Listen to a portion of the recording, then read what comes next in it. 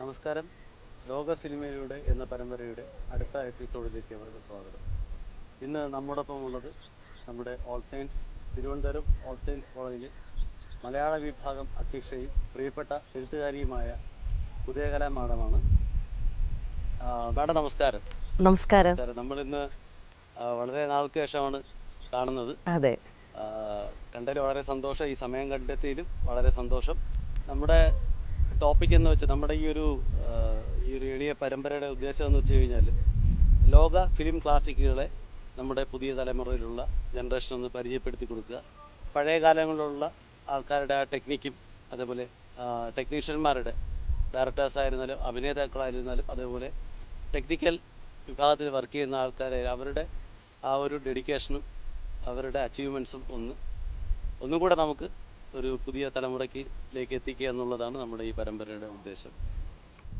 അരുൺ, ശരിക്കും അതൊരു നല്ല സബ്ജക്റ്റ് തന്നെയാണ്. കാര്യം ഇന്നത്തെ തലമുറയ്ക്ക് ഏറ്റവും ഇഷ്ടമുള്ള ഒരു മാധ്യമം അല്ലെങ്കിൽ നവമാധ്യമങ്ങളിൽ ഏറ്റവും ശ്രദ്ധേയം എന്ന് പറയുന്നത് സിനിമ തന്നെയാണ്. അപ്പോൾ സിനിമ എന്ന് പറയുന്നത് നമുക്ക് തന്നെ അറിയാം, 17-ാം നൂറ്റാണ്ടിൻ്റെ പകുതിയിൽ തൊട്ടാണ് ശരിക്കും സിനിമയുടെ ഒരു ചരിത്രം തുടങ്ങുന്നത്.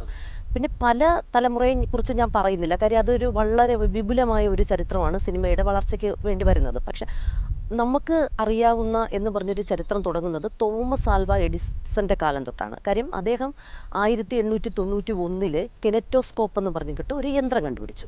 ആ യന്ത്രമാണ് ശരിക്കും ക്യാമറയുടെ പഴയകാല പതിപ്പ്. അത് കണ്ടുപിടിച്ചതിന് ശേഷമാണ് സിനിമ എന്ന് പറയുന്ന ഒരു മാധ്യമം നമ്മുടെ ഈ ലോകത്ത് തന്നെ ശ്രദ്ധ നേടുന്നത്. പിന്നെ നമുക്കറിയാം ലൂമിയർ സഹോദരന്മാരുടെ കഥയൊക്കെ അറിയാം. അപ്പൊ ലൂമിയർ സഹോദരന്മാരാണ് പിന്നീട് സിനിമയുടെ വളർച്ചയ്ക്ക് ഏറ്റവും സഹായം ചെയ്തത്. അവർ ഒരു ഫാക്ടറിയിൽ ജോലി ചെയ്യുന്ന ആൾക്കാരെക്കുറിച്ചും അതുപോലെ തന്നെ ഒരു തീവണ്ടിയുടെ ചിത്രവും ഒക്കെ കാണിച്ചാണ് ആദ്യത്തെ സിനിമ. ശരിക്കും പാരീസിൻ്റെ തെരുവുകളിൽ നിന്നാണ് സിനിമയുടെ വളർച്ച എന്ന് നമുക്ക് പറയാം, അല്ലെങ്കിൽ സംശയാതീതമായി നമുക്ക് പറയാം. അവിടെ നിന്ന് നമ്മുടെ സിനിമയുടെ ചരിത്രം ആരംഭിക്കുന്നു. ജനാധിപത്യ വ്യവസ്ഥിതി തന്നെ വളരെ പ്രാധാന്യം കൊടുക്കുന്ന ഒരു ഘടകമാണ് വനിതകളുടെ മുന്നേറ്റം. അപ്പം അതുമായിട്ട് ബന്ധപ്പെട്ട് നമ്മുടെ ഈ സിനിമാ മേഖലകളിലായിരുന്നാലും സമസ്ത മേഖലകളിലായിരുന്നാലും നമ്മൾ പറയാൻ വേണ്ടിയിട്ട് പറയുന്നെങ്കിലും ശരിക്കും വാസ്തവത്തിൽ ആ ഒരു പ്രസൻസ് കുറവ് തന്നെയല്ലേ മാഡം? അതുമായിട്ട് ബന്ധപ്പെട്ട് നമ്മുടെ ഈ സിനിമാ മേഖലകളിൽ വ്യക്തിമുദ്ര പതിപ്പിച്ച ഒരുപാട് വനിതകളുണ്ട്. എന്താണ് ഈ ഒരു കാര്യത്തിനെ കുറിച്ചിട്ട് മാഡത്തിൻ്റെ വിലയിരുത്തൽ? അതരുൺ, നമ്മുടെ ഈ ജനത അല്ലെങ്കിൽ ഒരു ജനറേഷൻ അവരെപ്പോഴും സ്ത്രീയെ മുന്നിൽ നിർത്തിയാണ് അല്ലെങ്കിൽ ചരിത്രം സൃഷ്ടിച്ചത് എന്ന് നമുക്ക് ഒരിടത്തും അവകാശപ്പെടാൻ പറ്റില്ല. അപ്പോൾ എല്ലാ കലകളുടെയും തുടക്കം എവിടെ നിന്നാണ് എന്ന് ചോദിച്ചാൽ അത് പുരുഷനിൽ നിന്ന് തന്നെയാണ്. അതിലൊന്നും നമുക്ക് മാറ്റമില്ല. കാര്യം നമ്മുടെ പണ്ട് കാലത്തുള്ള നാടൻ കലകളായാലും ശരി, അതല്ലെങ്കിൽ അനുഷ്ഠാന കലകളായാലും ശരി, പിന്നീട് നമ്മൾ ഇന്ന് ഉപയോഗിക്കുന്ന നാടകം, സിനിമ തുടങ്ങിയുള്ള കലകളായാലും ഇതിലെല്ലാം ആധിപത്യ സ്വഭാവം ആർക്കായിരുന്നു എന്ന് ചോദിച്ചാൽ അത് നമുക്ക് പറയാം, അത് പുരുഷൻ്റേത് തന്നെ. പക്ഷേ ആ പുരുഷൻ്റെ തന്നെ കലയിൽ സ്ത്രീക്ക് ഇടമില്ലായിരുന്നോ എന്ന് ചോദിച്ചാൽ തീർച്ചയായിട്ടും ഉണ്ട്. കാര്യം ഇപ്പോൾ നമ്മൾ ലോകത്തെ തന്നെയുള്ള മറ്റ് കലകൾ എടുക്കുന്നു, അല്ലെങ്കിൽ പല പല രാജ്യങ്ങളിലുള്ള നാടൻ കലകൾ എടുക്കുന്നു, അനുഷ്ഠാന കലകൾ എടുക്കുന്നു. അവിടെയെല്ലാം പുരുഷനോട് മത്സരിച്ച് കടന്നു വന്ന സ്ത്രീകളുണ്ട്. പക്ഷെ അവരുടെ എണ്ണം തുലവും കുറവായിരുന്നു എന്നുള്ളതാണ് ഒരു സത്യം. പിന്നെ ഈ പറയുന്ന സിനിമയുടെ കഥ, അപ്പോൾ സിനിമയുടെ കഥ നമ്മളിപ്പം പറയുമ്പോൾ നമുക്ക് തന്നെ അറിയാം. ഇപ്പോൾ മലയാളത്തിലാണെങ്കിൽ ഒരു JC ഡാനിയൽ, അദ്ദേഹം ആദ്യമായിട്ടൊരു വിഗതകുമാരൻ എന്ന് പറഞ്ഞൊരു സിനിമ എടുത്തപ്പോൾ അതിൽ റോസി എന്ന് പറയുന്നൊരു നായികയെ കൊണ്ടുവന്നു. ആ നായിക അവതരിപ്പിച്ചത് അന്നത്തെ പാരമ്പര്യത്തിൽ ഉയർന്നു നിന്ന ഒരു ജനതയുടെ ആവിഷ്കാരമായിരുന്നു എന്നുള്ളത് കൊണ്ട്, അല്ലെങ്കിൽ ഒരു നമ്പൂതിരി പെൺകുട്ടിയായിട്ട് ഒരു ദലിത പെൺകുട്ടി അഭിനയിച്ചു എന്നുള്ളതിൻ്റെ പേരിൽ ആ റോസിക്ക് സംഭവിച്ചത് എന്തൊക്കെയാണെന്ന് നമുക്ക് നല്ലവണ്ണം അറിയാം. അതെ. അത് മാത്രവുമല്ല ഈ സ്ത്രീകൾക്ക് ഇത് നേരാവണ്ണം അക്ഷരം പോലും പഠിക്കാൻ അവകാശമില്ലാതിരുന്നിടത്ത് നിന്ന് സാങ്കേതിക വിദ്യാഭ്യാസം ലഭിക്കുക, അല്ലെങ്കിൽ ടെക്നിക്കൽ നോളജ് ലഭിക്കുക എന്നൊക്കെ പറയുന്നത് വളരെ ക്ലിഷ്ടമായ അല്ലെങ്കിൽ പ്രയാസമുള്ളൊരു കാര്യമായിരുന്നു. അപ്പോൾ അത്തരമൊരു സാമൂഹിക വ്യവസ്ഥയെ അതിജീവിച്ചുകൊണ്ട് മുന്നേറിയ സ്ത്രീകൾ ഒരുപാടുണ്ട്.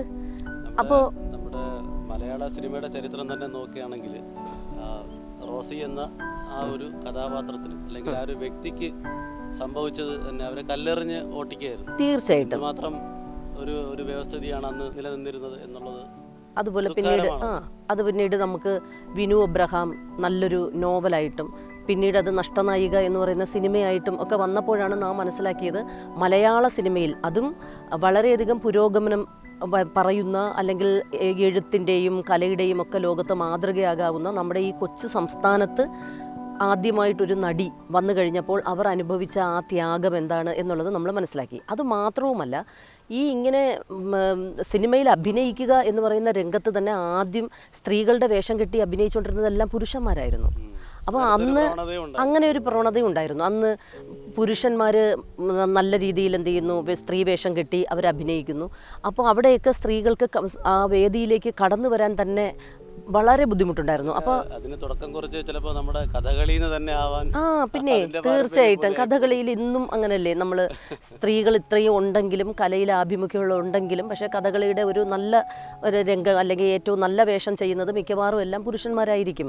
അതുപോലെ തന്നെ നമ്മൾ ഈ പറയുന്ന പച്ച എന്ന് പറയുന്ന വേഷം കെട്ടുന്നത് എപ്പോഴും പുരുഷനാണ്. സ്ത്രീക്ക് മിനുക്ക് എന്ന് പറഞ്ഞിട്ട് സ്ത്രീയുടെ വേഷത്തെ തന്നെ മാറ്റിമറിക്കുന്ന ഇതിനെക്കുറിച്ചും നമുക്ക് പിന്നീട് ഒരു എപ്പിസോഡ് നമുക്ക് ചെയ്യണം. തീർച്ചയായിട്ടും അത് നമുക്ക് ചെയ്യണം. അപ്പം നമുക്ക് വീണ്ടും നമുക്ക് സിനിമയിലേക്ക് വരാം. അപ്പം നമ്മൾ പറഞ്ഞത് ലോക സിനിമയിലെ സ്ത്രീ സാന്നിധ്യത്തെക്കുറിച്ചല്ലേ പറഞ്ഞത്. അപ്പോൾ നമ്മളെപ്പോഴും വിചാരിക്കും പണ്ട് ഇപ്പോൾ ലൂമിയർ സഹോദരന്മാരിൽ നിന്ന് ഗ്രിഫിത്തിലൂടെ ഒക്കെ വളർന്നു വന്ന ലോക സിനിമ, ആ ലോക സിനിമയിൽ സ്ത്രീ സാന്നിധ്യം ഇല്ലായിരുന്നോ എന്നുള്ളതല്ലേ ശരിക്കും അരുൺ സുധാകറിൻ്റെ തന്നെ ഒരു സംശയം. അപ്പോൾ ശരിക്കും ഉണ്ടായിരുന്നു. കാര്യം പഴയ കാലത്ത് അല്ലെങ്കിൽ ആദ്യമായിട്ട് ഓസ്കാർ അവാർഡ് വരെ വാങ്ങുന്ന തരത്തിലേക്ക് വളർന്ന ഒരു വനിതാ സംവിധായക ഉണ്ടായിരുന്നു.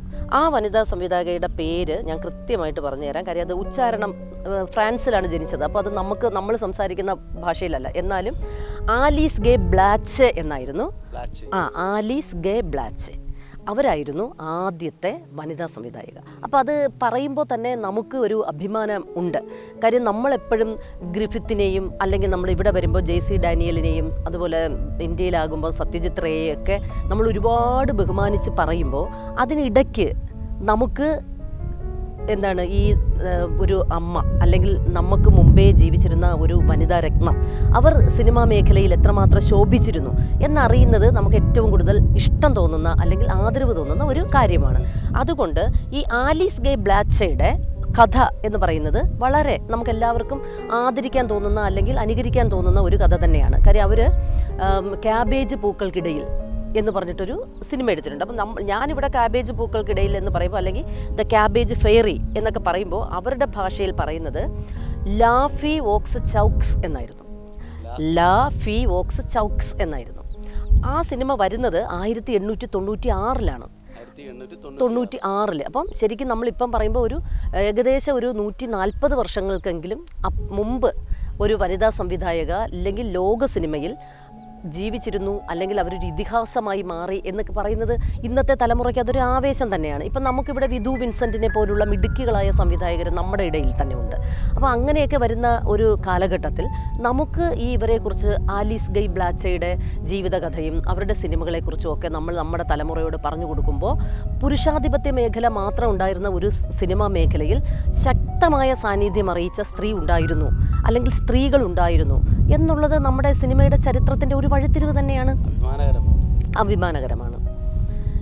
ഇവരുടെ ഒരു ജീവിത ചരിത്രത്തെക്കുറിച്ച് പറയുകയാണെങ്കിൽ ശരിക്കും ഫ്രാൻസിൽ പണ്ട് ഗോമൗണ്ട് ഫിലിം എന്ന് പറഞ്ഞിട്ടൊരു കമ്പനി ഉണ്ടായിരുന്നു. ഗോമൗണ്ട് ഫിലിം ഇതൊക്കെ 1890കളിലാണ്.